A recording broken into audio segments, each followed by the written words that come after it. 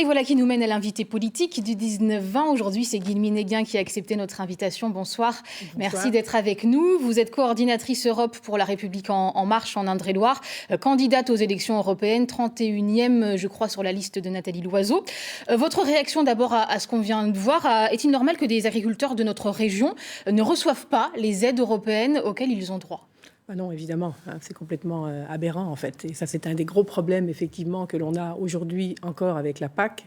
C'est que donc des exploitations comme celles qu'on vient de voir, qui sont des exploitations vertueuses, des petites exploitations familiales qui sont dirigées vers le bio, ne sont pas aidées en fait, surtout durant leur transition. Et c'est ce que nous, on voudrait justement corriger avec le groupe La Renaissance, en fait, en revoyant complètement en fait, le système de la PAC. Alors une réforme justement de la politique agricole commune est attendue. Beaucoup d'États européens veulent une baisse de budget. Vous la voteriez, cette baisse de budget ? Non, justement, avec la liste La Renaissance, en fait, au contraire, on veut maintenir le même niveau de la PAC. On veut le redistribuer différemment parce qu'aujourd'hui... Pour tous, agriculteurs bio comme non bio ? C'est-à-dire qu'on voudrait surtout le redistribuer différemment dans la mesure où aujourd'hui, la PAC est en fonction du nombre d'hectares. Donc, en fait, finalement, c'est ceux qui ont le plus d'hectares qui en bénéficient le plus. Et là, justement, on voudrait plutôt que ce soit ceux qui ont des pratiques vertueuses, comme ce qu'on vient de voir ici, donc qui vont plutôt vers le bio ou vers, en tout cas, une agriculture raisonnée. Il ne faut pas les opposer.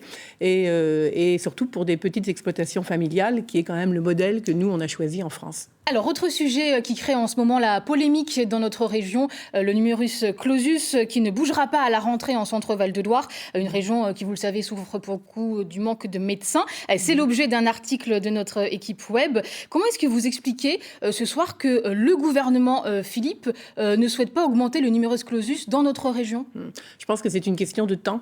Il y a toute une série de mesures qui ont été prises justement par rapport à ça.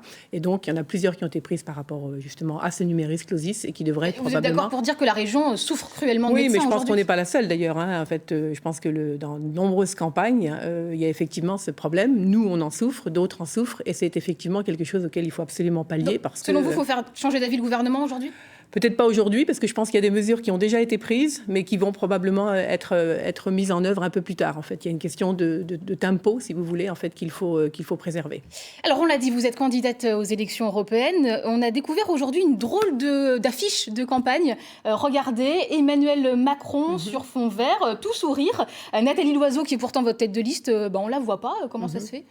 Nathalie Loiseau, on l'a vu à plusieurs reprises. Elle a été présente sur la plupart des tracts que l'on a distribués depuis quelques semaines. Cette affiche est un désaveu pour la candidate officielle ? Non, absolument pas. Mais je pense que là, Emmanuel Macron, en fait, montre son intérêt pour l'Europe, qui est là depuis toujours. En fait, quand il a été élu au présidentiel, il a affiché en fait un intérêt évident pour l'Europe. Donc, je pense qu'aujourd'hui, en tant que chef d'État, effectivement, il soutient en fait. Est-ce qu'il y a une volonté de reprendre en main la campagne, une campagne pas jugée assez satisfaisante par le chef de l'État ? Je pense que c'était prévu dès le départ, en fait, qu'il s'y implique à un moment ou à un autre, parce que justement, c'est quelque chose qui lui tient à cœur et on le sait. Il n'y a rien de nouveau, en fait, dans ses promesses présidentielles. Il était très présent au niveau de l'Europe. Alors, on le sait, Nathalie Loiseau, votre tête de liste a été assez chahutée durant cette campagne qui continue. On a révélé certaines affinités qu'elle aurait eues durant ses années étudiantes avec l'extrême droite. Est-ce que vous continuez à lui faire confiance pour vous mener au plus haut des résultats dans ces élections européennes ? Tout à fait. Écoutez, moi-même, je connais personnellement Nathalie Loiseau. C'est une femme extrêmement compétente, qui connaît très bien ces sujets, qui sera une excellente députée européenne. Et je crois que les sujets sur lesquels on la met en fait elle est critiquée, sont absolument mesquins en fait, et je pense que c'est une façon pour les autres listes qui ont peut-être pas grand-chose à proposer d'éviter d'aborder les problèmes de fond qui sont vraiment ceux qui nous intéressent et qui intéressent les Français. D'après les sondages, La République en marche serait au coude à coude avec le Rassemblement national le dimanche 26 mai. Est-ce que vous sentez une responsabilité particulière face à cette montée de l'extrême droite partout en Europe ? Alors nous, on essaye justement de la contrer le plus possible. C'est quand même un des buts principaux justement de notre liste Renaissance, puisqu'on se rend bien compte que cette montée en fait des nationalismes ou des populismes, bien que ce ne soit pas exactement la même chose, est un écueil majeur dans lequel pourrait sombrer l'Europe. Donc on veut l'éviter au maximum.